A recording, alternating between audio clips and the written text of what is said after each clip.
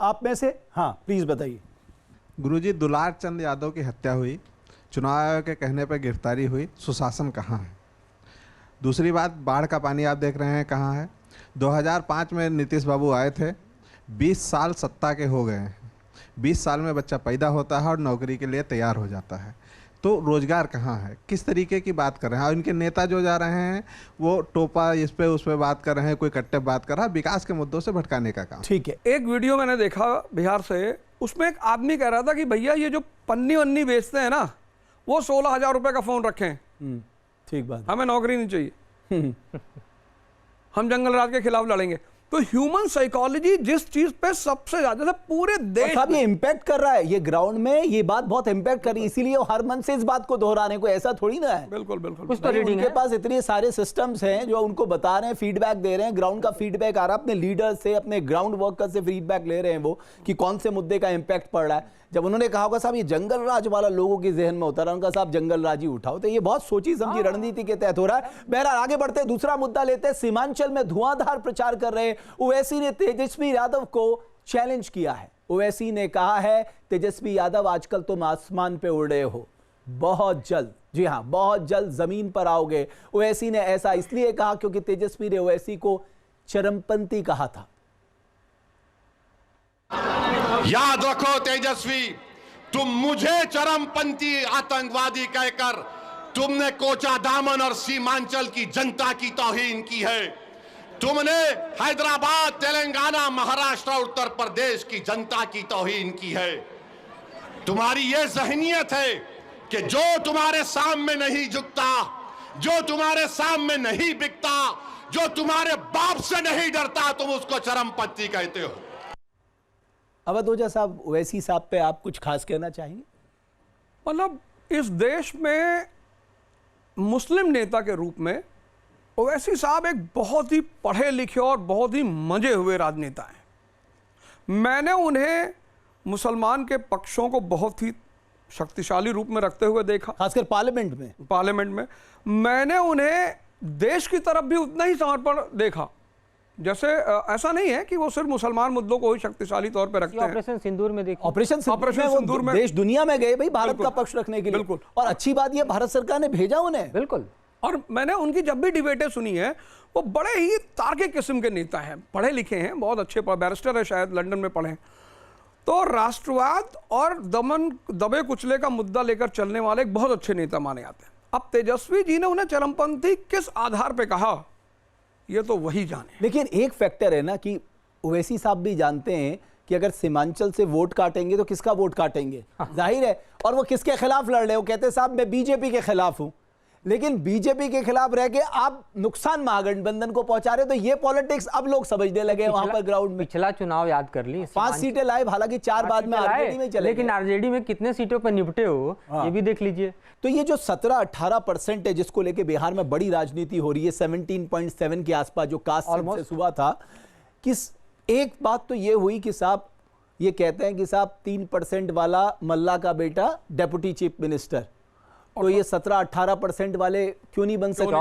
14% वाला सीएम, 3-3.5% वाला deputy CM और 17-18% वाला दरी बिछाने वाला। इस पर आप जरा प्रकाश डालिए। नहीं, ये बड़ा जायज मुद्दा है। ये मुद्दा और लोगों के दिमाग में कनेक्ट करता है।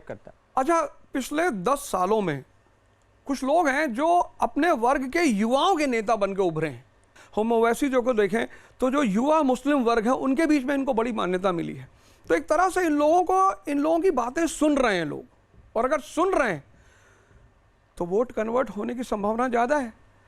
और ये जो तर्क इन्होंने दिया ओवैसी जी ने कि साहब 14% वाला सीएम, कितना लॉजिकल बात है ये, और 3% वाला डिप्टी सीएम और 17% वाला दरी बिछाने वाला, ये एक क्वेश्चन मार्क है MY फॉर्मूले पर कि मुस्लिम यादव आपके 2 पिलर हैं। तो यादव की तो आप चिंता कर रहे हैं, मुसलमानों की क्यों नहीं कर रहे हैं? तो चूंकि आप देखिए ना, आई थिंक 2005 का था, 2005 में जब रामविलास पासवान 29 सीटें लेके आए थे, तो उन्होंने कहा ठीक है साहब, मैं क्योंकि किसी एक को मेजॉरिटी नहीं मिली थी गठबंधन को, और ये किंग मेकर बन गए थे रामविलास पासवान। तो इन्होंने शर्त रख दी थी, हालांकि उसके पीछे भी उनकी रणनीति थी, वो दलित और मुस्लिम गठजोड़ बनाने का सपना देख रहे थे, लेकिन वो बात बनी नहीं। तो अभी चिराग पासवान भी इस बात का जिक्र कर रहे थे, हमारे पिता ने तो अपना राजनीतिक कैरियर, अपनी पार्टी को दांव में लगा दिया मुसलमान को मुख्यमंत्री बनाने के लिए। तब भी मुसलमान आरजेडी से अलग, लेकिन तब भी मुसलमान, ठीक कह रहे, आरजेडी से अलग नहीं हुआ। तो इस बार भी आपको लगता है कि पिछली बार सीमांचल में जरूर ओवैसी साहब का फैक्टर चला, इस बार इतना आसान नहीं होगा? ओवैसी साहब चूंकि बहुत पढ़े लिखे इंसान है, बहुत, मैंने उनकी जितनी वीडियोस देखी है उसमें दो चीज है कि इंफॉर्मेशन विद एविडेंस। 1920 में जब असहयोग आंदोलन शुरू होना था तो सीआर दास ने मोतीलाल नेहरू से कहा कि पंडित जी, राष्ट्र है नहीं, इंडिया राष्ट्र था ही नहीं 1920 में, गरीबी 90%, इलिटरेसी 90%, ये आदमी कहां से मास मूवमेंट करेगा? समझिएगा मेरी बात को कि भाई राष्ट्र है ही नहीं, आप किस मुद्दे पे लोगों को बाहर बुलाओगे? 90% लोग गरीब हैं, 90% लोग अशिक्षित हैं, तो इनको बाहर कैसे बुलाओगे? जन आंदोलन कैसे करोगे? गांधी जी ने कहा हम कर लेंगे। तो सीआर दास ने कहा यार हम लोग को भी बताओ कैसे करोगे ना, हम लोग भी तो जाने। बोले हम कर लेंगे। तो मोतीलाल नेहरू ने कहा एक काम करो यार, दे दो मौका, अगर ये व्यक्ति हार गया तो हमेशा के लिए इस आदमी से हमको बवाल कटेगा, और अगर ये आदमी जीत गया तो राष्ट्रीय आंदोलन मजबूत हो जाएगा। तो दे दिया सीआर ने। नागपुर सेशन 1920, वहां पे गांधी जी ने एक बड़ा सटीक फॉर्मूला दिया, personal interest with national interest. दुनिया में R इजिकल टू R नहीं है, relation does not depends upon religion, क्योंकि आम आदमी का फॉर्मूला है कि अच्छा आप मुसलमान हैं, भैया हम भी मुसलमान हैं। जैसे हम ट्रेन में बैठे तो पता लगा, लोग सबसे पहले कहाँ जाते हैं रहुए? गोरखपुर। अरे हम देवरिया, रिश्तेदारी कर ली। लेकिन एसी फर्स्ट क्लास में कोई किसी से बात नहीं करता, क्योंकि जो एरिस्टोक्रेसी है उसके लिए है R is equal to I, relation depends upon interest. मुझे ऐसा लगता है कि ओवैसी साहब मुसलमानों के बीच इंटरेस्ट पैदा कर रहे हैं, जोड़ रहे हैं कि देखो तुम 17% होके भी डिप्टी सीएम के हकदार नहीं हो। प्रसाद यादव अमूमन अपने परिवार के साथ दिखाई देते हैं, लेकिन अब हम जो तस्वीरें आपको दिखा रहे हैं, आप देख सकते हैं, वो निकल कर आए हैं महागठबंधन के चुनावी प्रचार के लिए।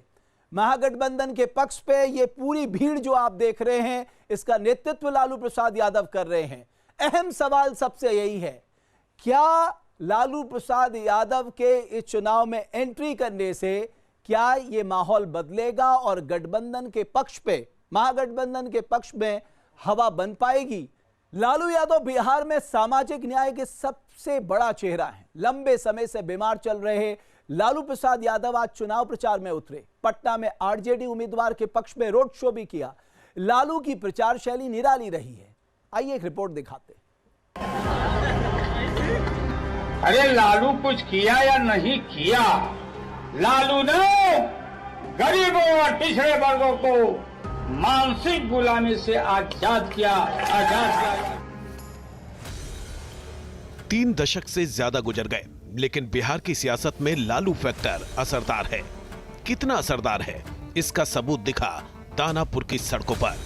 दानापुर में आरजेडी उम्मीदवार रीतलाल यादव के प्रचार में जब लालू यादव उतरे तो उनकी एक झलक देखने के लिए जन सैलाब उमड़ पड़ा। लालू यादव भारतीय राजनीति के एक ऐसे नाम हैं जो अपने अनोखे अंदाज, चुटीले भाषणों और जनप्रिय छवि के लिए हमेशा चर्चा में रहे हैं। 90 का पहले वाला जमाना नहीं है, इन 90 के बाद वाला जमाना है। और हमने कहा कि जब तबला बजेगा धीन धीन तो एक आदमी पर बैठेगा 3-3। ये लड़ाई है बैकवर्ड फॉरवर्ड। बेमिसाल हास्यबोध, गंभीर और कठोर बात को भी चुटकुले के अंदाज में बोलने की अलहदा शैली बिहार में सामाजिक न्याय का ऐसा चैंपियन जिसे समर्थक मंडल राजनीति का मसीहा मानते हैं तो विरोधी जंगल राज का चेहरा। भाइयों बहनों,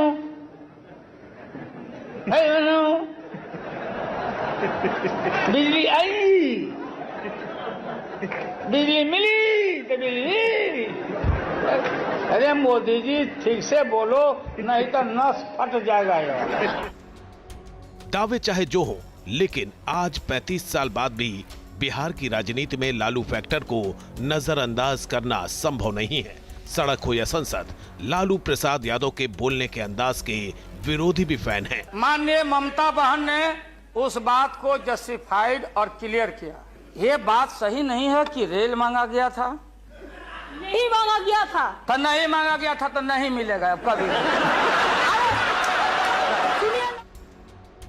लालू प्रसाद ने सियासत का ककहरा यूं तो पटना विश्वविद्यालय में सीखा, छात्र संघ के अध्यक्ष भी बने, लेकिन 1970 के दशक में जयप्रकाश नारायण के संपूर्ण क्रांति आंदोलन से लालू यादव ने अपनी सियासी पारी की शुरुआत की।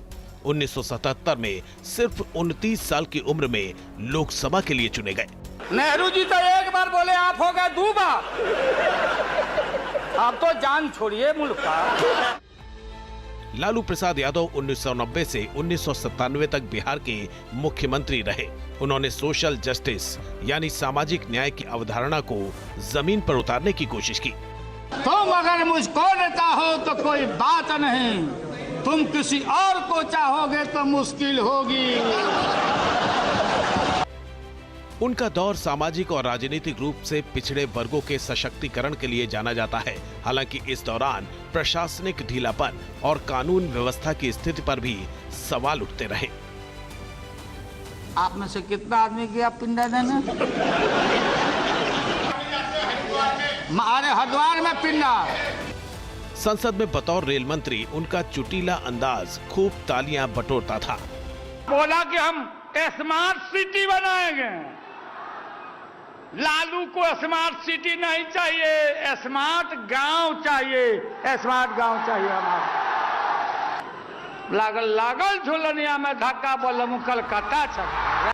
लालू यादव का नाम चारा घोटाले में आया, जिसमें सरकारी खजाने से करोड़ों रुपए की हेराफेरी की गई थी। इस घोटाले के चलते उन्हें जेल जाना पड़ा। हालांकि उन्होंने हमेशा इसे राजनीतिक साजिश बताया। ज्यादा फूटे वाला है वो, जादवे के बेवकूफ समझता है। यादव लोगों जब भैंस नहीं पटक सकी तो नरेंद्र मोदी पटक देगा। किडनी की गंभीर बीमारी की वजह से लालू यादव शरीर से थक गए हैं, लेकिन बिहार की सियासत में उनकी मौजूदगी को अभी भी विरोधी हल्के में नहीं लेते।